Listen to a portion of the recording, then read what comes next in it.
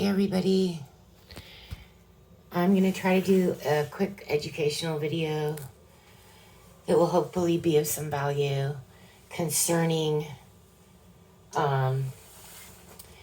really predatory law practices about eviction type things. And I want you to be aware, I see this guy lately making videos here in the city. It's this black guy who seemed like a pretty nice guy, and I was kind of commenting, but he's been making these videos lately that say San Francisco is not a politicized place.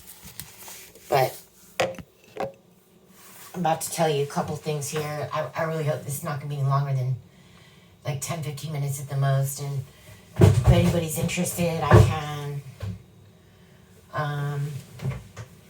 do longer sections or whatnot. But let's talk about the politics here briefly. And if you can see my hair, it's not perfectly dyed.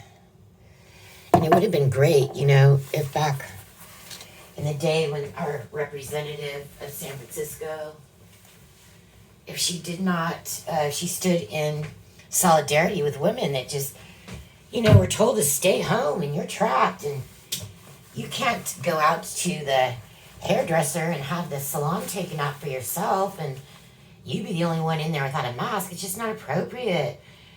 No, did you ever see that George Lopez episode where his wife just stopped dyeing her hair? That's it. That woman should have done. She would have been so loved by everyone. And we're going to just talk about briefly the apartment here that I've lived in for over 30 years here. I was born in the city and have lived here a very long time in this place. So back to the politics real briefly about how this ties in. So, well, you know, if you have a husband that will not stop drunk driving Porsches and getting into accidents, and it's one thing, and you have all these children that could have gathered together and said, Mom, Dad, like, we need to sit down, you know, you have to stop you from doing this, you know, you have to stop. But that wasn't done to the extent where we all across the world almost saw him get offed on YouTube, right? Because he's picking up guys in bars, and it's like, to me, that's like a family issue. And if you're already getting in accidents in your Porsche where you're crashing it, drunk driving, you can bet it's already been done, or how many people have been off before that point. It's probably been done 50 or 60 times, right? When you get finally caught doing it. So I want to bring that up, and the reason I bring that up is because we live in the most densely populated area in San Francisco, downtown. This is where all this current fentanyl and MS-13 drug dealing. I just walked up the street right now and I said, excuse me, because there was just a group of drug dealers. She told me to get the fuck to the other side of the street. So yeah, that's really bad, right? And to the extent, right, when you come home, there's so much E. coli in the street, you have to put your shoes in bleach water. So that's Tide and bleach water. So we haven't even started discussing the inside. But this is very stressful to live in this condition. But let's talk about politics and what's really going on here in San Francisco if you're renting an apartment, and the extent of which predatory lawyers can come in and give you a problem. So these are forms that I do not have a lawyer. They have been attempting to get me out of here for quite a few years since this new management company came to take over. And they have been unsuccessful because of God, basically. And I lived here for 20 years, not one problem. Went to nursing school, graduated, started my career, never a problem. Until the girl who lives here picked this guy up off the street.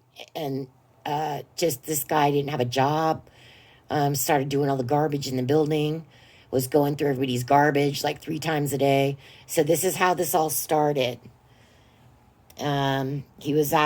He came into my apartment behind a worker one day, and I was not comfortable with it. I asked to please do not ever have him back in my apartment. I wrote a very polite letter, and they took extreme offense to it, to the point where a lot of these things have happened. So I just had a rent board hearing after 292 days because the lawyer was allowed to continuously postpone it. So the initial hearing was April 6th, and it wasn't heard until January 24th. So that's 293 days. So what I'm here to tell you is, if you do have any of these problems, and they're not being attended to, make sure you right away go down to the rent board, whatever your city that you're in.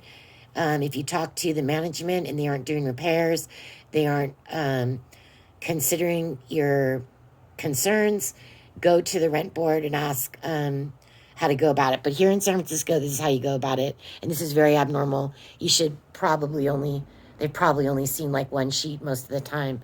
But in this case, no. But let's get through this really quick because I want to get this over with in 10 minutes and see if anybody has any great concerns or special areas. So my first problem is a decreased safety in apartment and common areas. And let's see here. There's a restraining order right here. And I'm not going to be showing you the names and stuff like that because, But I got a restraining order. This guy will not stay away from my door. Let's just call him Baphomet because maybe he considers himself, he wears a black hoodie with pentagrams, Baphomets on him, like that. And so it began with verbal and turned into physical attacks. That there were like 7 police reports. These are all, this board is police reports. So I'm kind of going to hold it far away, and this is a good time for the management and the lawyers to do as much damage as they possibly could try to do, since the police are absolutely overwhelmed right now. So in fact, that story I just told about being outside and not being able to get up the block. So maybe about 2 years ago when this first started, maybe over 2 years ago, I was walking down Larkin between between Eddy and Ellis, and you could not walk on the sidewalk. You had to go into the street. And I saw police, and I'm like, can you help? People with wheelchairs, which I am not, thank goodness, they cannot get down the street. Can you help us? And he's like, talk to the mayor. So this is a political problem, and I'm going to show you how political it is. So the lawyer for this building is actually, he has a seat on the rent board. So that has a lot to do with why they allowed this postponement. So the original date I filed was April 6th, and it was supposed to be heard 7/20. Then it got moved to 11/15. And then on 11/15, they lied fraudulently and said the guy has COVID and can't make it. But the day of the hearing, he was working, trying to create a 4th eviction for me, and we have emails of that. But let's just get through this very quickly because you might be a little shocked. So decreased safety in apartment and common areas. Illegal audio camera placed outside apartment. So let's go take a look at that. And that was placed during an active restraining order, right? So during this time that this restraining order was active, right? So that was March 8th. This was placed April 21st of 2022. And we can tell you why the neighbors don't mind it there, though, now. But this is a camera pointing directly into the apartment, and it's an audio camera. It's a hike vision. See all those little dots? It's for a microphone, and they keep denying it's a audio camera, despite the company stating it is. But you see that door? You see these things I had to put up here for privacy? Well, look at Nanette's painting theft on YouTube, and you'll see what they did. But we're going to talk about, and that's a noise canceling, since there's an audio camera outside the door. So the biggest thing I want to teach you about is solicitation.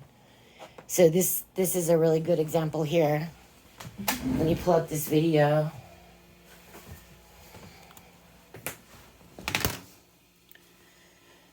So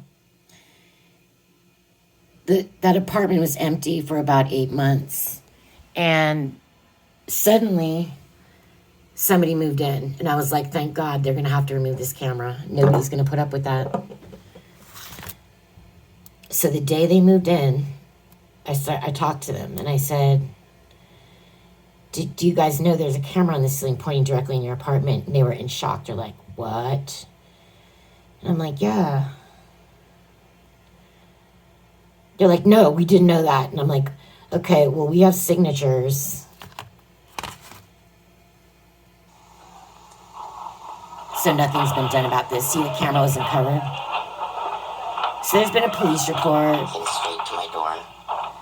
Took my painting. That took 7 months for me to make, too. On behalf of the management.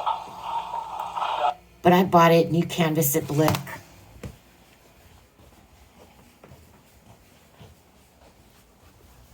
It's really colorful. $200 canvas, right? Here's that guy.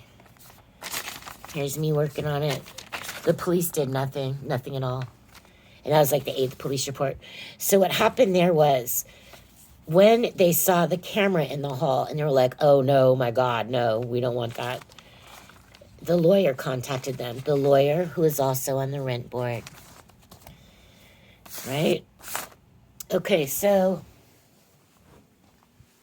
that's called soliciting, right? So like, I was informing them. I'm not soliciting, I was informing them of what's going on. But this is an example of solicitation. It just it's a tool, a damaging tool. And so like 50 people I've counted that I had to bring up to the rent board that they actually solicited. It starts off with the girl soliciting the building inspector and asking her to lie for him. And I mean, it's very bad. To the point, here, let's read it. Hi, I was wondering if you could do me a huge favor. Please, could you respond to this email acknowledging when you came to the Stanford Apartments today to inspect unit blah blah, that the on-off valve in the living room radiator was set at a halfway mark? I'm worried about my job. And then on, right? And he tells her, don't worry, no problem. And he said that it was my fault for not emptying the radiator. The building inspector.